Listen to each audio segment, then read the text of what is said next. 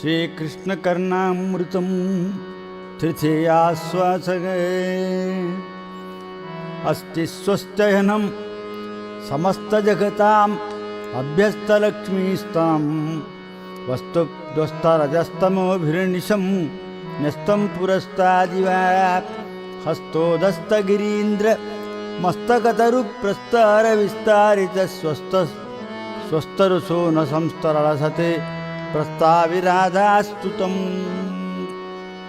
राधाराधितविभ्रमाद्भुतरसं लावण्यरत्नाकरं साधारण्यपदव्यतीत सहजस्मेराननाम्भोरुहम् आलम्बे हरिनीलगर्वगुरुत सर्वस्वनिर्वापणं बालं वैणविकं युग्धमधुरं मूर्धाभिषिक्तं मघगा हरिणाम् अलभ्यगतिवैभवं भजे करुणावलम्बितकिशोरविग्रहं यमिनां मनारतमहारिमानसे यमुनावनान्तरसिकं परं मघगा अतन्त्रित त्रिजगदपिवृजाङ्गनानियन्त्रितं विपुलविलोचनाज्ञया निरन्तरं मम हृदये विजृम्भतां समन्ततः सरसतरं परं मघगा कन्दर्पप्रतिमल्लकान्तिविभवं कादम्बिनी बान्धवं बृन्दारण्यविलासिनी व्यसनिनं वेषेण भूषामयं मन्दस्मेरमुखाम्बुजं मधुमव्यामृष्टबिम्बधरं वन्दे कन्दलितार्धयौवनवनं कैशोरकं शार्ङ्गिणगे आमुक्तमानुषम् अमुक्तनिजानुभावम् आरूढयौवनमगूढविदग्धलीलम् आमृष्टयौवनमनष्टकिशोरभावम् आद्यं मखगा किमपि माद्यति मानसे मे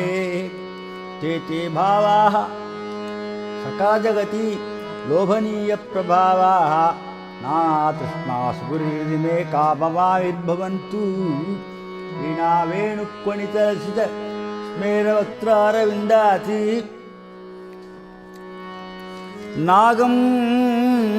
जाने मधुरमभरं नन्दपुण्याम्बुराशेः सुकृतिभिराधृते सरसवेणुनिनादसुधारसलहरी विहारनिरवग्रहकर्णपुटे व्रजवरसुन्दरे मुखसरोरुहसन्मधुपे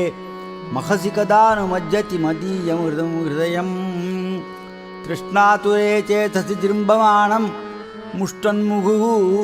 मोहमखान्धकारं पुष्णातुनय पुण्यदयैकसिन्धोः कृष्णस्य कारुण्यकटाक्षकेलिः निखिलागममौलिलालितं पदकमलं परमस्य तेजसः व्रजबहुमन्महेतरां सरसकरीशविशेषरूषितम्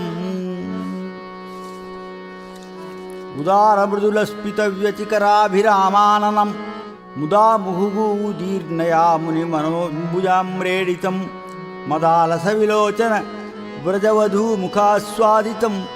कदानुकमले क्षणं कमपि बालमालोकये व्रजजनमदयोषित् लोचनोच्छिष्टशेषीकृतम् अतिचपलाभ्यां लोचनाभ्यामुभाभ्यां सकृतविपरिपातुं ते वयं पारयामः कुवलयदलनीलं कान्तिपूरं कदानु घोषयोषित् अनुगीतवैयौवनं कोमलस्तनितवेणुनिस्वनं सारभूतमभिरामसम्पदां धामतामरसलोचनं भजे लीलया ललितयावलम्बितं मूलगेघमिव मूर्तिसम्पदां नीलनीर्दविकासविभ्रमं बालमेव वयम् आद्रियामहे वन्दे मुरारेश्चरणारविन्दद्वन्द्वं दयादर्शितशैशवस्य वन्दारुबृन्दारकबृन्दमौलिमन्दारमाला विनिमर्दभीरू यस्मिन् नृत्यति यस्य शेखरभरैः क्रौञ्चद्दुषश्चन्द्रकी यस्मिन् दृप्यति यस्य घोषसुरभिं जिघ्रन् वृषो दुर्जटेः यस्मिन् सज्जति यस्य विभ्रमगतिं वाञ्छन् हरिः सिन्धुरः तद्वृन्दावनकल्पकद्रुमवनं तं वा किशोरं भजे अरुणाधरामृतविशेषितस्मितं वरुणालयानुगतवर्णवैभवम् तरुणारविन्ददलदीर्घलोचनं करुणामयं कमपि बालमाश्रये लावण्यवीचिरचितङ्गभूषां भूषापदारोपितपुण्यवर्गां कारुण्यधारलकटाक्षमालां बालां भजे वल्लभवंशलक्ष्मीं मधुरैकरसं वपुः विभोः मथुरावीतिचरं भजामहे नगरी मृगसावलोचना नयनेन्दीवरवर्षवर्षितं पर्याकुलेन नयनान्तविजृम्भितेन वक्त्रेण कोमलदरस्फुटविभ्रमेण मन्द्रेण मञ्जुलतरेण च चल्पितेन नन्दस्य हन्ततनयो हृदयं धुनोति कन्दर्पकण्डूलकटाक्षबन्धीः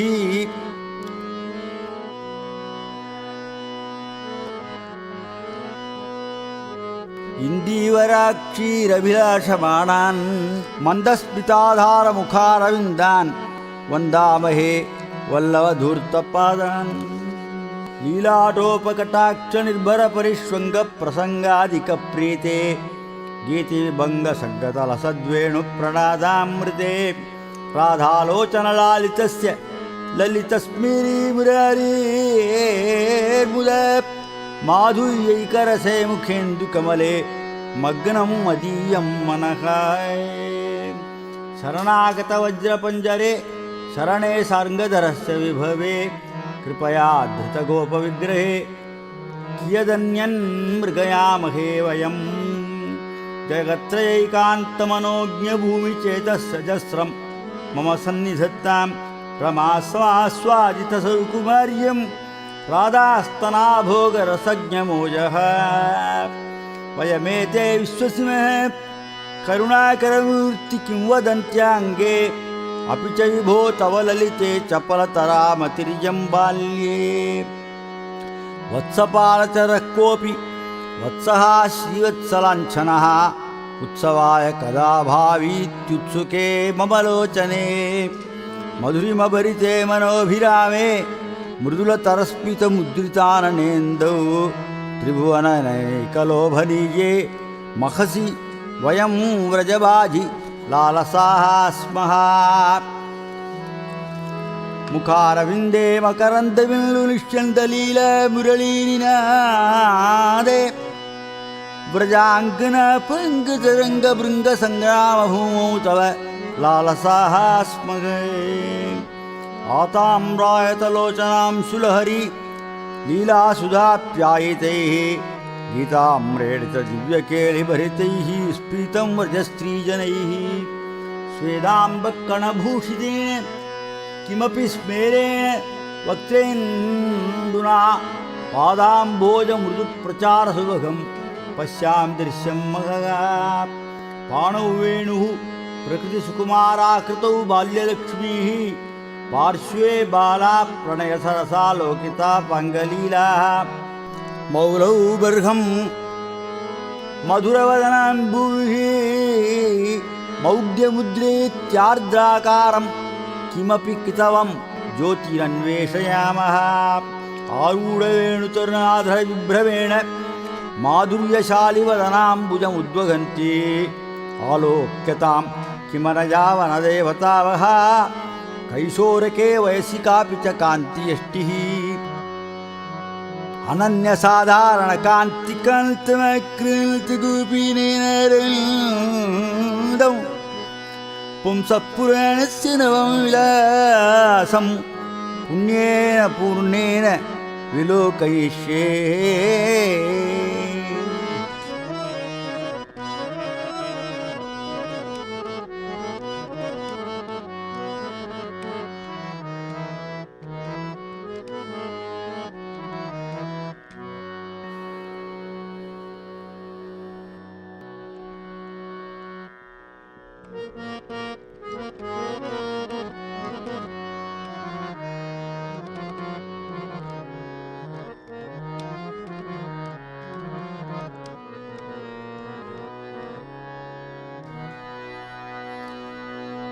साष्टाङ्गपातमभिवन्द्य समस्तभावैः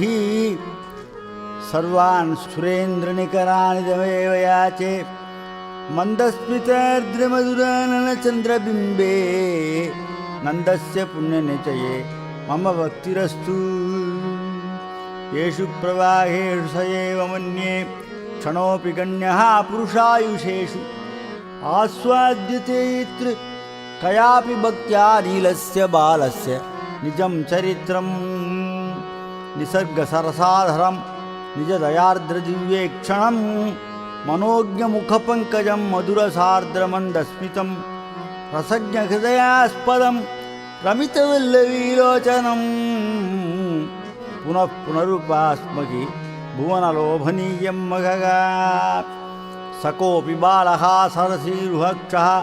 सा च व्रजस्त्रीजनपादधूलिः मुहुस्तदेतद्युगलं मदीये मोमुह्यमानोऽपि मनस्सुदेतु मयि प्रयाणाभिमुखे च वल्लवी स्तनद्वयी दुर्ललितः सबालकः शनैः शनैः श्रावितवेणुनिस्वनो विलासवेषेण पुरः प्रतीयतम् अतिभूमिम् अभूमिमेव वा वचसां वासितवल्लवीस्तनं मनसामपरं रसायनं मधुराद्वैतमुपास्महे मखगे जननान्तरेऽपि जगदेकमण्डने कमनीयदाम्नि कमलायते क्षणे व्रजसुन्दरी जनविलोचनामृते चपलानि सन्तु सकलेन्द्रियाणि मे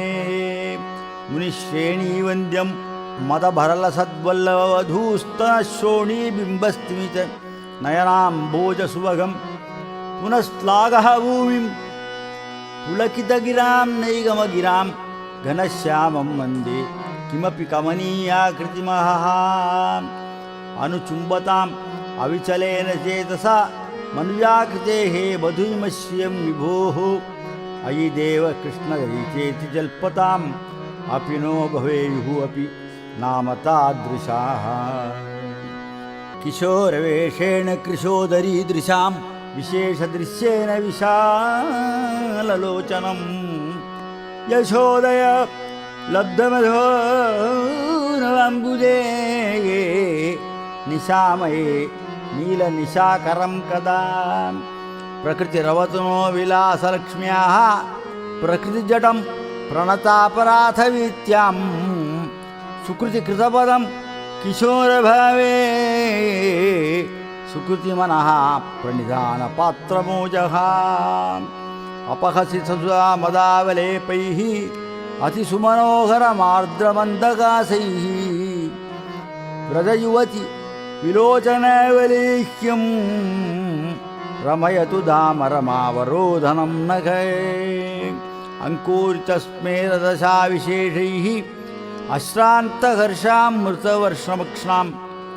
सङ्क्रीडतां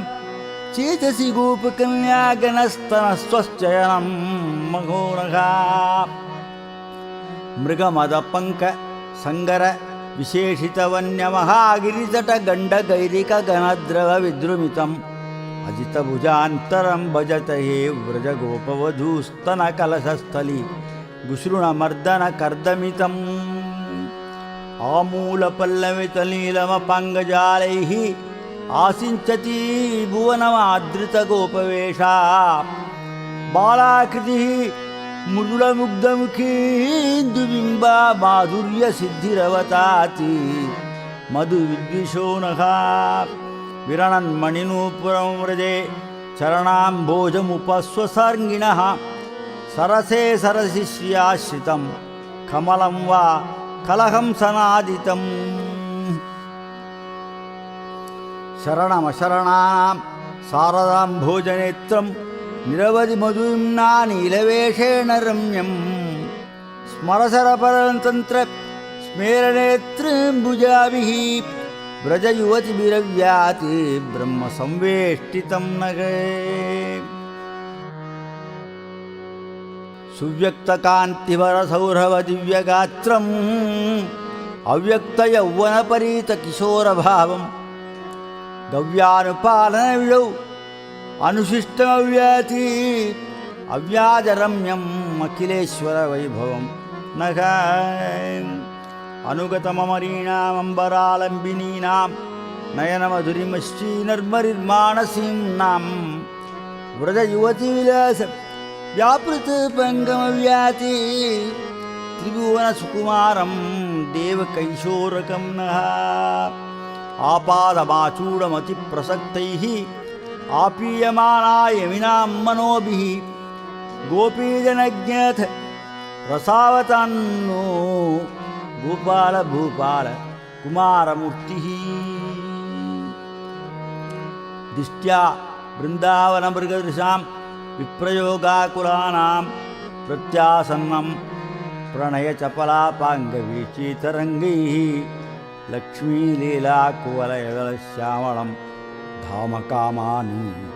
पुष्णीयाति नः पुलकमुकुला भोगभूषा विशेषम् जयति गोशिखीन्द्रपिञ्छमौलिः सुरगिरिगैरिककल्पिताङ्गरागः सुरयुवतिविकीर्णसूनवर्षस्नपित विभूषितकुन्तलः कुमारः मधुरमन्दशुचिस्मितमञ्जुलं वदनपङ्कजमञ्गलवेल्लितं विजयतां व्रजबालवधूजनस्तनतटी विलुटन्नयनं विभोः अलसविलसन् मुग्धस्निग्धस्फीतं व्रजसुन्दरी मदनकदनस्विन्नं धन्यं महद्वदनम्बुजं तरुणमरुणज्योत्स्नैकर्ष्य स्मितस्तपिताधरं जयति विजयश्रेणीं येणीदृशां मदयन्मगगा राधाकेलिकटाक्षवीक्षित महावक्षस्थलीमण्डना जियासु पुलकाङ्कुर त्रिभुवनस्वाधीशस्तेजसः क्रीडान्तिप्रतिशुद्ध दुग्धतनया मुग्धदक्षिणत्रासारूढ दृढोपगूहन महासाम्राज्यसान्द्रस्यः स्मितस्तुतसुधाधरा मदशिखण्डिबर्हाङ्किता विशालनयनाम्बुजा व्रजविलासिनी वासिताः मनोज्ञमुखपङ्कज मधुरवेणुनारद्रमा जयन्ति मम चेतसश्चिरमुपास्ता वासनाः जियादसौ शिखिशिखण्डकृतावतंसा सांसिद्धिकी सरसकान्तिसुधा समृद्धिः यद्बिन्दुलेशकणिके परिमाणभाग्यसौभाग्यसीमपदमञ्चति पञ्चबाणः आयामेन दृशोः विशालतरयोः अक्षय्यमार्द्रस्मितच्छाया दर्शितशारदेन्द्रुललितं चापल्यमात्रं शिशोः आयासान् अपरान् विधूय रसिकैः आस्वाद्यमानं मुहुः जियाति उन्मदवल्लवे कुचभराधारं किशोरं मगगा स्कन्धावारसदो प्रजा कतिपये गोपासखायादयः स्कन्धालम्बिनी वत्सदाम्निदनधा गोपाङ्गना स्वाङ्गनाः शृङ्गार गिरिगैरिकं शिव शिव श्रीमन्ति बर्हाणि च शृङ्गग्राहिकया तथापि तदिदं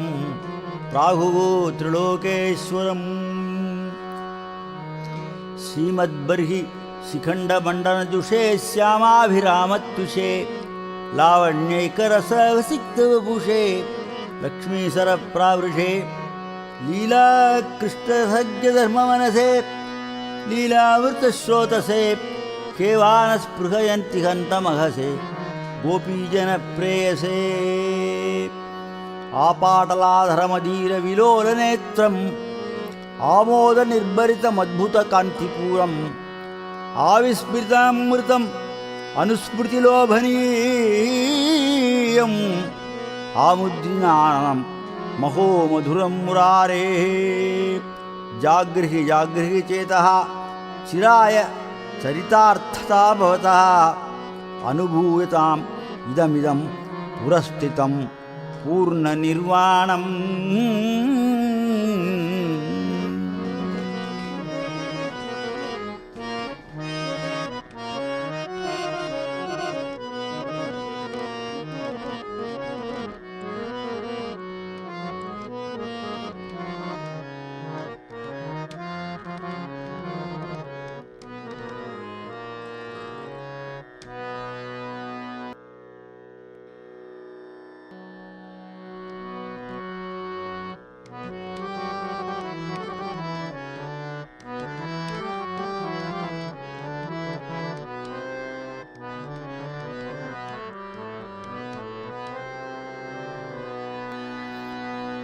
चरणयोररुणं करुणार्द्रयोः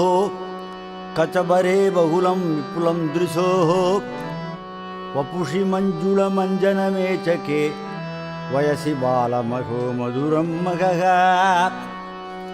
मालावर्गमनोज्ञकुन्तलभरां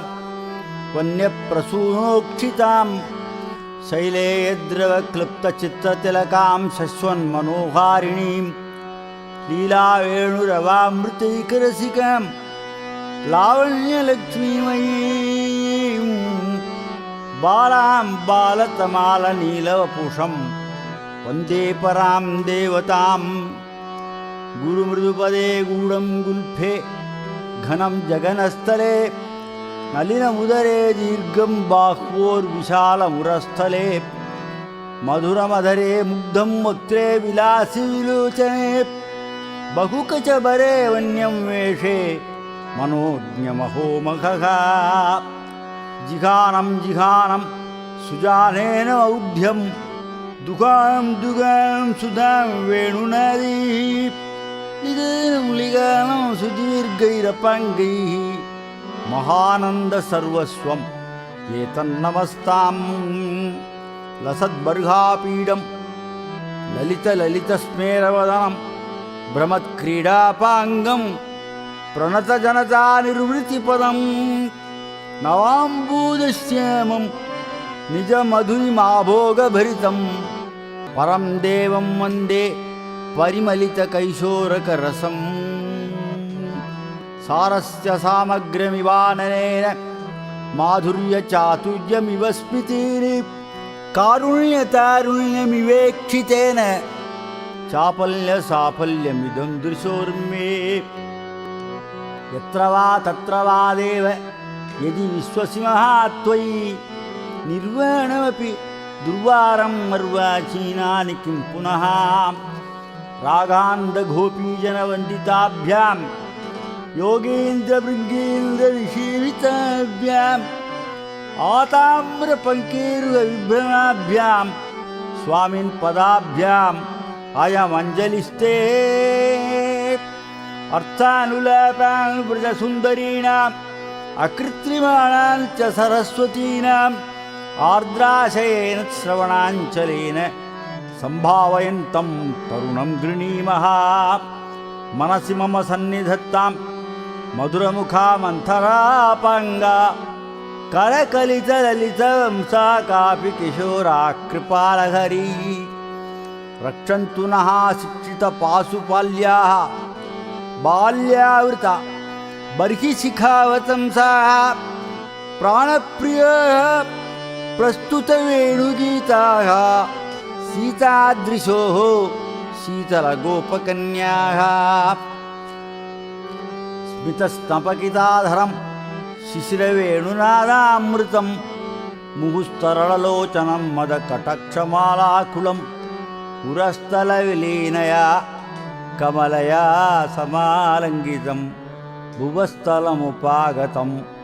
भुवनदैवतं पातु नः नयनाम्बुजे भजत कामदुघं हृदयाम्बुजे किमपि कारुणिकं चरणाम्बुजे मुनिकुलैकदनं वदनाम्बुजे व्रजवधूविभवं निर्वासनं हन्तरसान्तराणां निर्वाणसाम्राज्यमिवावतीर्णम् अव्याजमाधुर्यमघानिधानम् अव्याति व्रजानाम् अधिदैवतं नः गोपीनाम् अभिमतगीतवेषहर्षाति आपीनस्तनवरनिर्भरोपगूढं केलीनामवतु रसैरुपास्यमानं कालिन्दीपुलिनचरं परं महू नः खेलतां मनसि खेचराङ्गना माननीयमृदुवेणुनिस्वनैः कानने किमपि न कृपास्पदं कालमेककलहोद्वहं महः येणीशावविलोचनाभिः अलशश्रोणीभरपडोड्भिः वेणीभूतरसक्रमाभिः अभितश्रेणीकृताभिर्वृतः पाणिद्वौ च विनोदयन् रतिपतेः स्तूणीशयैः सायकैः वाणीनाम् अपदं परं व्रजजनक्षोणीपतिः पातु नः कालिन्दी पुलिने तमाननिबिडच्छाये पुरः सञ्चरति तोये तोयजपत्रपात्रनिहितं दध्यन्नमश्नाति यः वामे परिणितये विदाय मधुरं वेणुं विषाणं कटिप्रान्ते गाश्च विलोकयन् प्रतिकलं तं बालमालोकये यद्गोपीवदनेन्दुमण्डनमभूति कस्तूरिकापत्रकं यल्लक्ष्मीकुचशातकुम्भकलशव्याकोशमिन्दीवरं यन्निर्वाणविधानसाधनविधौ सिद्धाञ्जनं योगिनां तन्न श्यामलमायुरस्तु हृदये कृष्णाभिधानं महः फुल्लेन्दीवरकान्तिमिन्दुवदनं बर्गावतं सप्रियं श्रीवत्साङ्कमुदारकौस्तुवधरं पीताम्बरं सुन्दरं गोपीनां नयनोत्फलार्चिततनुं गोगोपसङ्घावृतं गोविन्दं कलवेणुनादरनतं दिव्याङ्गभूषं भजे यन्नाभीसरसीरुहान्तरपुटे भृङ्गायमानो विधिः यद्वक्षः कमलाविलाससदनं यच्चक्षुषी चेन्द्विनौ यत्पादाब्जविनिश्रिता सुरनदी सम्भोः शिरोभूषणं यन्नामस्मरणं धुनोति दुरितं पायाति सनः केशवः रक्षन्तु त्वाम् असितजलजैः अञ्जलिः पादमूले मीनाः नाभे सरसिहृदये मारवाणा मुरारेः हाराकण्ठे हरिमणिमया वक्त्रपद्मे द्विरेफाः पिञ्चचूडच्चिकिरणिचये दोषयोषित्कटाक्षाः दधिमथननिनादैः त्यक्तनिद्रप्रभाते निभृतपदम् अगारं वल्लवीनां प्रविष्टः मुखकमलसमीरैः आशु निर्वाप्य दीपानि कबलितनवनीतः पातु गोपालबालः प्रातस्मरामि दधिघोषविनीतनिद्रं निद्रावसानरमणीयमुखारविन्दं हृद्यानवद्यवपुषं नयनाभिरामम् उन्निद्रपद्मनयनं नवनीतचुरम् फुल्लहल्लकवतं सकोल्लसद्गल्लम् आगमगवीगवेषितं वल्लवीचिपुरवासिताङ्गुलीपल्लवं कमपि वल्लभं भजे स्थेयं हरेः हरति यन्नवनीतचौर्यं जारत्वमश्च गुरुतल्पकृतापराधं हत्यां दशाननहतिः मधुपानदोषं यत्पूतनास्तनपयः स पुनातु कृष्णः मारमावसमदीयमानसे माधवैकनिलये यदृच्छया श्रीरमापतिरिह आगमेदसौ कः सहेत निजवेश्मलङ्घनम् आकुञ्चितं जानुकरं च वामं निश्चक्षितौ दक्षिणहस्तपद्मे आलोकयन्तं नवनीतखण्डं बालं मुकुन्दं मनसा स्मरामि जानुभ्यामभिधावन्तं पाणिभ्यामतिसुन्दरं सुकुण्डलालकं बालं गोपालं चिन्तयेदुषः विहाय कोदण्डशरौ मुहूर्तं गृहाणपाणौ मणिचायुवेणुं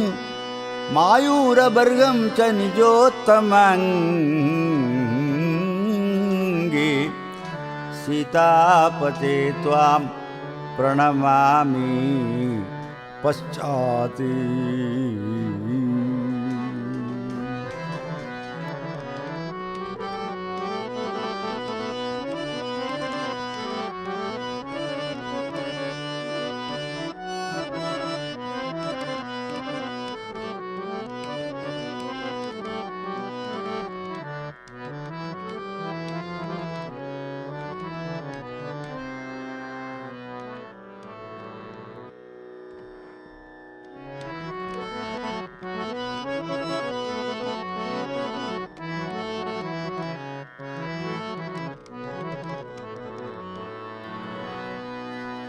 अयं क्षीराम्भोदेः पतिरिति गवां पालकयति श्रुतोऽस्माभिः क्षीरोपनयनधिया गोपतनयः अनेन प्रत्यूहो व्यरचि सततं येन जननी स्तनादप्यस्माकं सकृदपि पयो दुर्लभमभूति हस्तमाक्षिप्य यातोऽसि बलात् कृष्ण किमद्भुतं हृदयाद्यदि निर्यासि पौरुषं गणयामि ते तमसि रविरिवोद्यन् मज्जतामम्बुरासौ प्लवैव त्रिषितानां स्वादुवर्षेव मेघः निधिरिव विधनानां दीर्घतियुरमयानां विषगिव कुशलं नो दातुमायातु शौरिः कोदण्डं मसृणं सुगन्धिविशिखं चक्राब्जपाशाङ्कुशं हैमीं वेणुलतां करैश्च दधतं सिन्दूरपुञ्जारुणं कन्दर्पादिकसुन्दरं स्मितमुखं गोपाङ्गनावेष्टितं गोपालं सततं भजामि वरदं त्रैलोक्यरक्षामणिम् सायंकाले वनान्ते कुसुमितसमये सैकते चन्द्रिकायां त्रैलोक्याकर्षणाङ्गं सुरनरगणिका मोहनापाङ्गमूर्तिं सेव्यं शृङ्गारभावैः नवरसभरितैः गोपकन्यासहस्रैः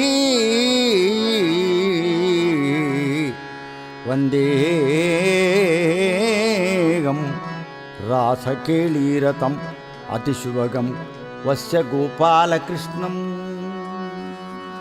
कदम्बमूले क्रीडन्तं वृन्दावननिवेशनं पद्मासनस्थितं वन्दे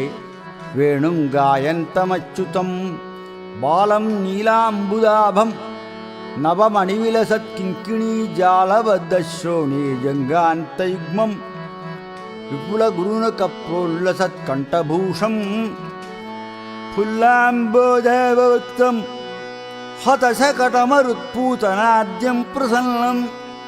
गोविन्दं वन्दितेन्द्राद्यमरवरमजं पूजयेत् वासरादौ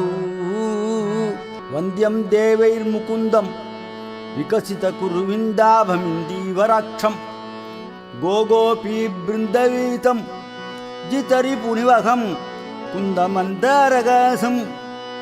नीलग्रीवाग्रपिञ्चकलनसुविलसत्कुन्तलं भानुमन्तं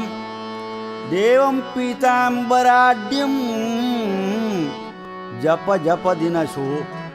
मध्यमन्नेरमायै चक्रान्तध्वस्तवैर्व्रजम् अजितमपास्तावनीभारम्